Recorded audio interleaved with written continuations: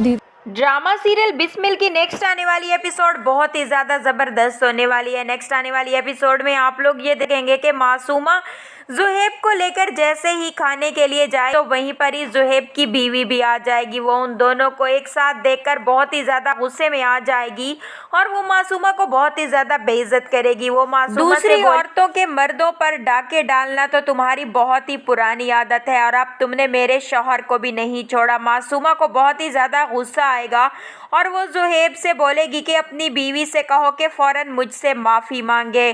ज़ुहैब अपनी बीवी की बहुत ही ज़्यादा इंसल्ट करेगा और उसे वहीं से भगा देगा। घर आने के बाद भी उन दोनों की काफ़ी ज़्यादा लड़ाई होगी। वहीं पर ही आप लोग देखेंगे कि उसकी बीवी से ये बात बिल्कुल ही बर्दाश्त नहीं होगी। अपनी सास के कहने पर वो दोनों मिलकर तौकीर साहब के घर पहुंच जाएंगी और वहीं पर जाने के बाद वो तौकीर साहब और रिहाम से बोलेंगी कि वो मेरे शौहर को अपने इशारों पर नचाती है और ऐसा करना उसके लिए कोई मुश्किल काम नहीं है। वहीं पर ही रिहाम को और भी ज़्यादा गुस्सा आएगा और वो उन दोनों से कहेंगी कि दूसरों के मर्दों को अपने इशारों पर नचाना तो उसके दाएं हाथ का खेल है, चाहे उस मर्द की शादी को 25 साल ही क्यों ना हो गए हों।